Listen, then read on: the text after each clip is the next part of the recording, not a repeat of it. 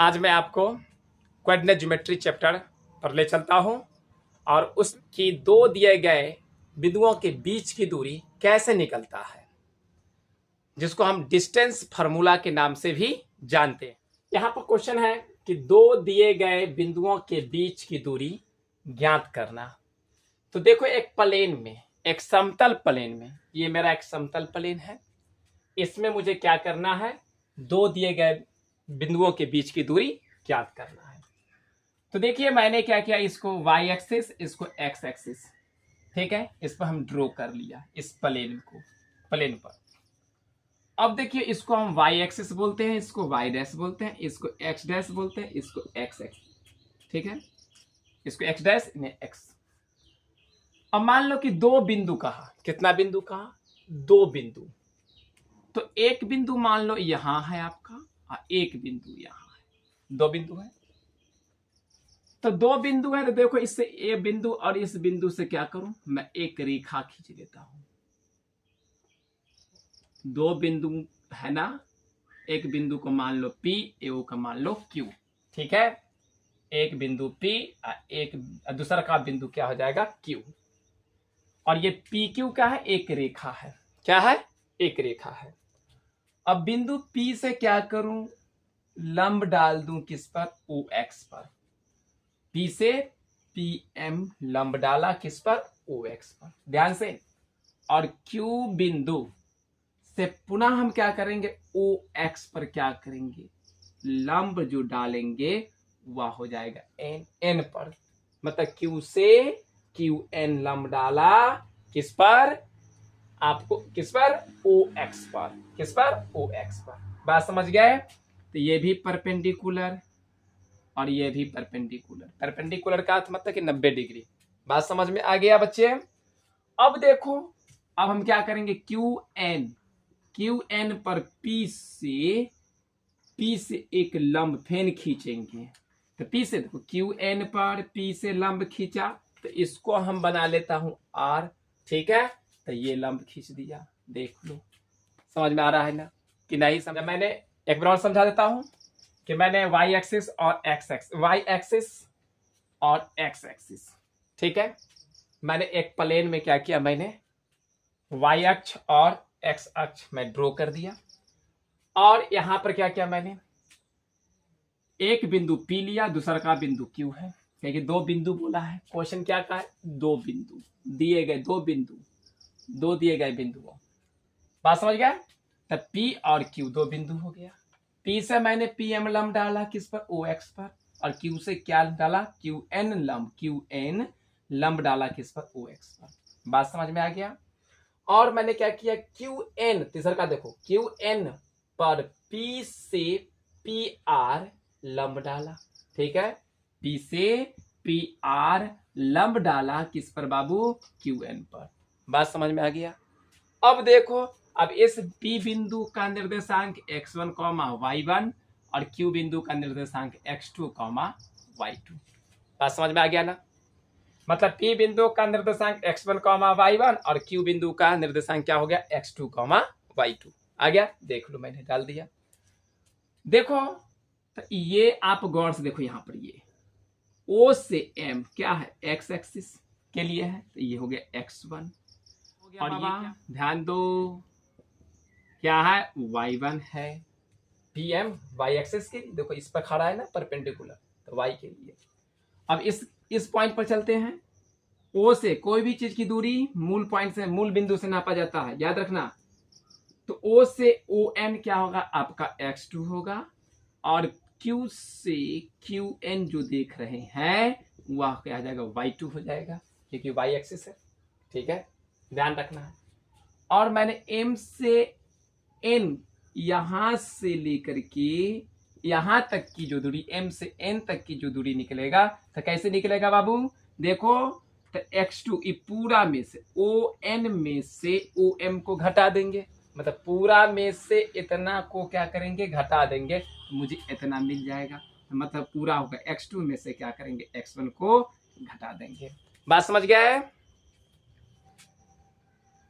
गौर से देखो, R से N, RN, किसके बराबर है बाबू? देखो P से PM, जितना PM है उतना ही RN है कि नहीं, है ना?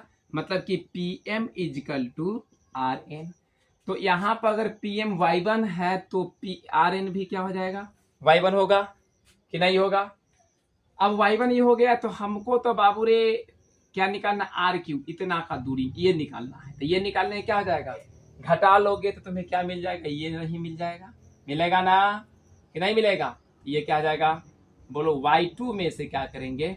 Y1 को घटा लेंगे। नहीं समझा कि पूरा Y2 है और इतना क्या है? Y1 है। तो पूरा में से क्या करेंगे? इतना को घटा लेंगे तो हमको इतना मिल जाएगा। बात समझ में आ गया कि नहीं आया? क्या लिखा मैंने यहाँ पर? OM x1 है, ON आपका x2 है, तो MN x2 माइनस x1 हुआ।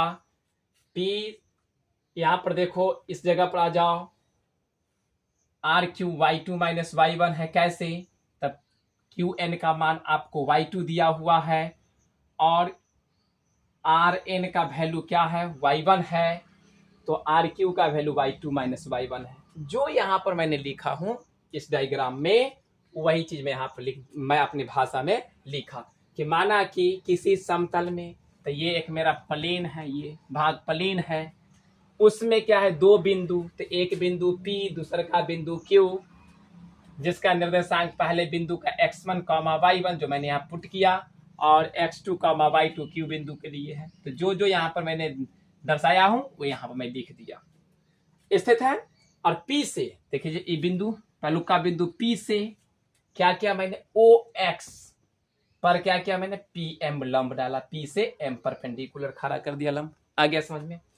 और Q से Q, देखिए यहां पर लिखा हुआ है Q से QN लंब, तो Q से QN लंब किस पर दिया भाई? QN लंब किस पर? OX पर, है ना जी खड़ा, देखो ना ऐसे, ठीक है, OX पर। तथा अब देखो तथा P, फिर P बिंदु से देखो, ये आपका अगर आधार ही बनता है तो P से क्या किया मैंने? PR लंब किस पर डाला मैंने? QN पर, जो आपको फिगर में जो दिया गया है वही मैं यहाँ पर क्या किया? आपको लिख दिया हूं। बात समझ गए? आया समझ में?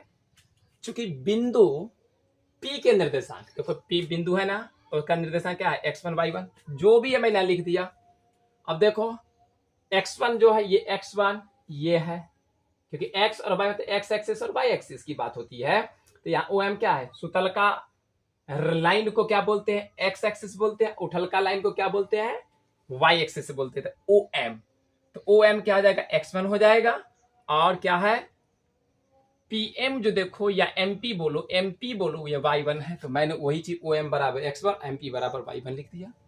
पुनः इसी प्रकार क्या किया मैंने? बिंदु Q के निर्देशांक लिया, तो बिंदु Q का निर्देशांक क्या है? x2, y2 है।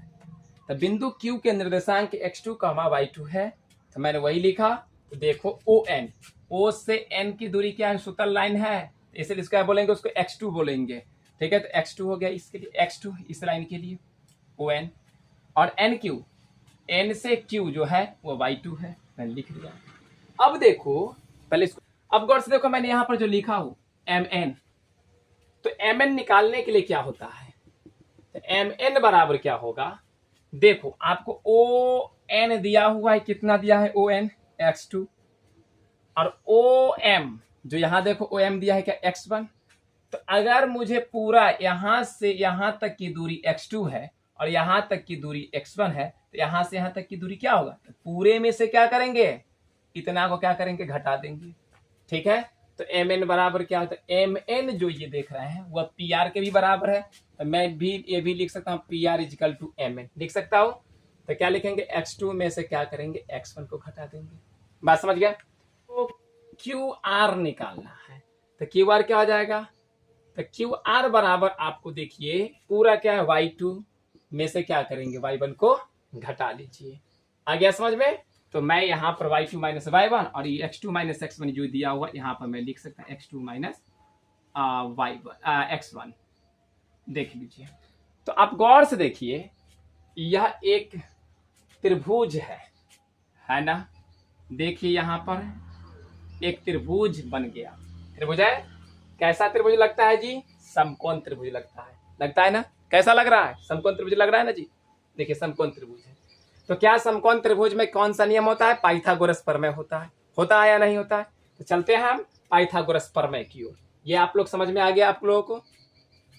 या त्रिभुज है, त्रिभुज पी क्यू आर में, ठीक है, क्या क्या दिया हुआ है देखिए। ये आपका लंब दिया हुआ है, ये आधार है, ये देखिए ये लंब है, ये आधार है। तो पाइथागोरस प्रमेय में क्या हो जाएगा देख लीजिए। क्या होता है? कर्ण पाइथागोरस लिखते हैं,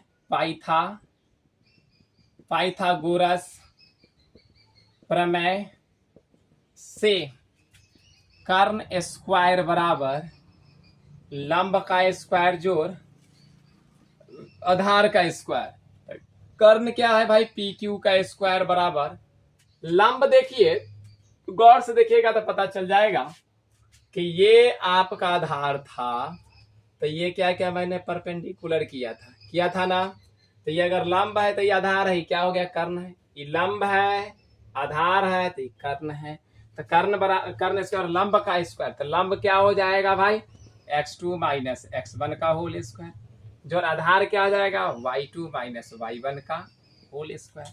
अब देखो यहाँ पर स्क्वायर है ना, तो स्क्वायर जब बराबर को उधर जाएगा तो क्या हो जाएगा? रूट में हो जाएगा। तो रूट अंडर क्या हो जाएगा? x2 माइनस x1 का होल स्क्वायर जोड़ y2 माइनस y1 का होल स्क्वायर। यही आपका सिद्ध हुआ। यही इसी का नाम है distance formula, FRMULA, distance formula. समझ में आ गया या नहीं आया? और एक चीज और ध्यान रखिए, x को हम भुज कहते हैं, y को कोटि कहते हैं, ठीक है, कोऑर्डिनेट ज्योमेट्री में। x को क्या बोलते हैं? भुज, और y को क्या कहते हैं? कोटि कहते हैं।